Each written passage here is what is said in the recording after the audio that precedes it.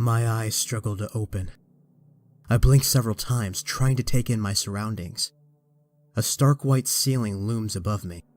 Even from a distance, I can make out the little cracks that scour the surface. Hundreds of tiny passages into darkness. Shifting around a bit, I feel the starchy sheets beneath my outstretched hands. They feel stale and unwashed. Unsurprisingly, the rigid mattress beneath me is no more comforting. I slowly lean up and glance around the room. It's dimly lit. A single desk lamp rests on a table in the far corner.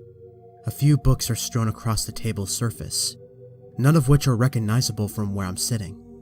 The table looks worn down, as if it's been there for decades. Out of the corner of my eye, I notice the wall next to me. It's covered in black etches and scribbles. My eyes wander across the remaining walls, but I soon look away. The same markings enshroud the entire room. I begin to sift through my memories, trying to remember what could possibly bring me to such a place. But to my horror, I can recall nothing. Scarce images float to the surface, yet nothing concrete enough to be considered sensible. My heart begins racing.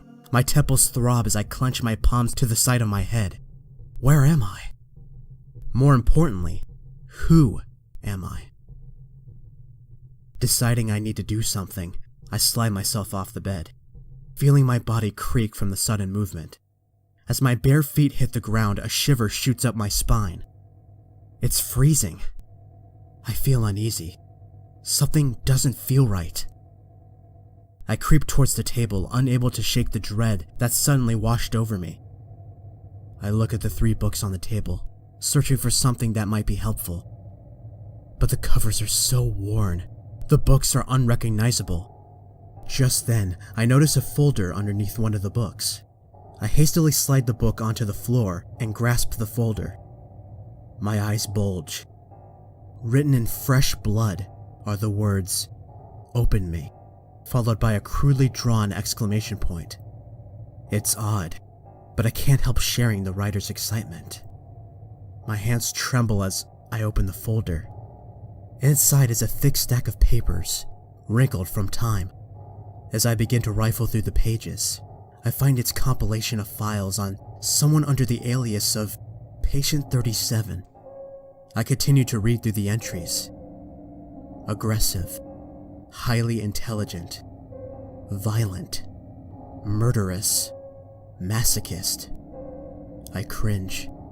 To my horror, the entries go on and on.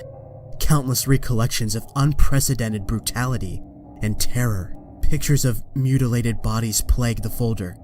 It's almost as if I can feel the blood of the victims seeping through the pages. After what feels like hours, I get to the last page. On it is a picture of a man, if you can call him that, in his late 30s. The eyes are sunken and dark, with shadows engulfing them.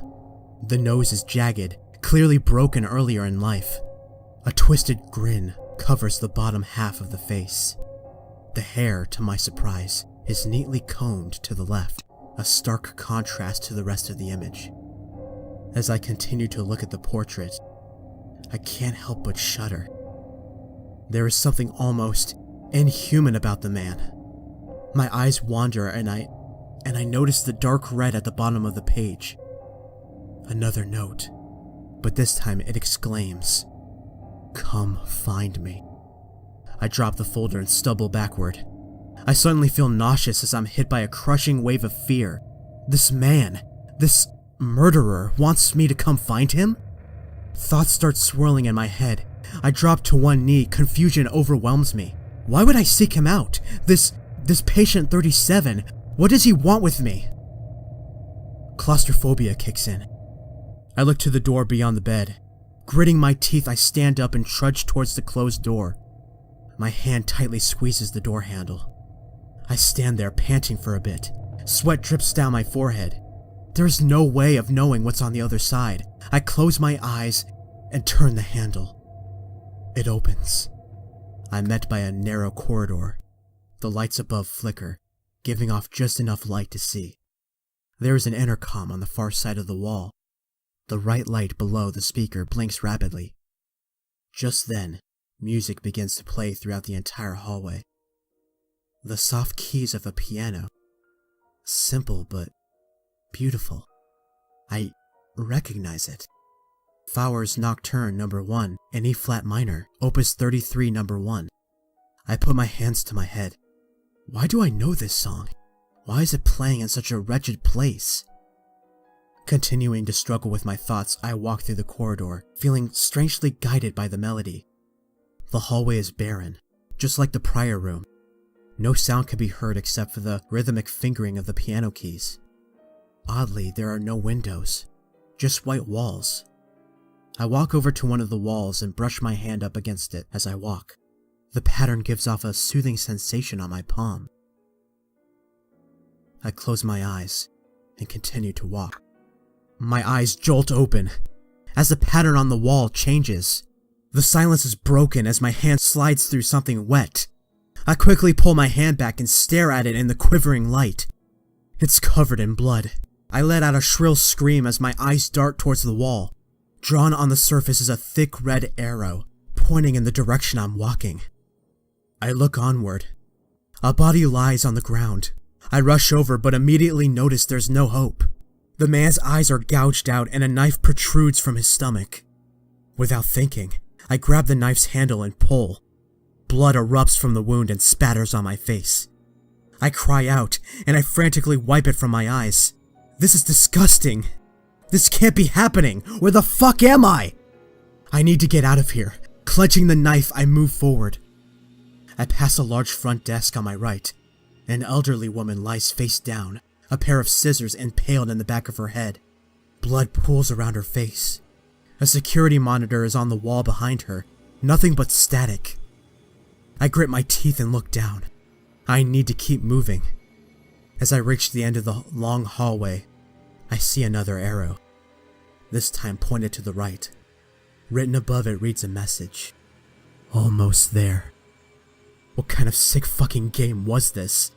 Who would do something like this? Yet, I can't help but follow the direction. I'm nothing but a man lost in a strange world. I turn to the right and see a green light coming from an opening at the end of the hallway. I approach carefully, being lured like an animal into a cage. Once I'm close, I notice it's an entrance to a bathroom. I can make out shapes on the ground, but I'm too far away to see what they are. I shudder. Based on past experiences, I know it's not going to be pleasant. In the doorway now, my eyes scan the room. Bodies, at least 5, cover the floor. The entire surface is covered in red. I can barely make out a clean spot on the once white floor. It's grotesque, yet I can't help but move forward. The melody continues to propel me into the unknown. The bathroom lights flicker while I navigate around the bodies. Looking around, the room is a pit of despair. Blood is spattered across the walls, the once pristine tiles, now unrecognizable. Strands of meat hang from the stall openings. Dark liquid curdles on the floor beneath them. This can't be real. Can it? Just then, I notice a message on the mirror. I can't make it out from my angle, so I step closer. My heart is racing out of my chest. The adrenaline surges through every ounce of my body. I inch closer and closer, trembling more with each step. Once I'm directly in front of the mirror, I stop. I can make out the letters. I read the message on top of the mirror. My heart slows. My breathing calms. I stare into the mirror and slowly exhale. Written above my head are 3 simple words.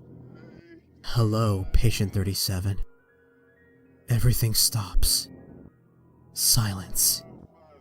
A twisted smile creeps across my face. A whisper escapes from my mouth. I found you.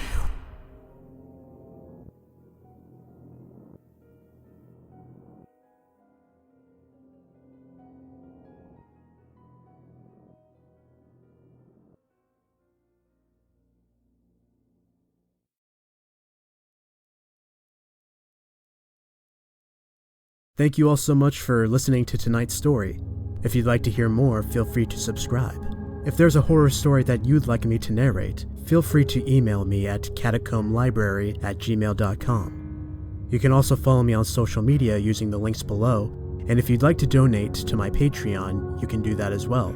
I have exclusive content for those who do, and you will be financially supporting this channel, which I'll be very thankful for. For now, your visit to the catacombs has ended. Stay safe out there.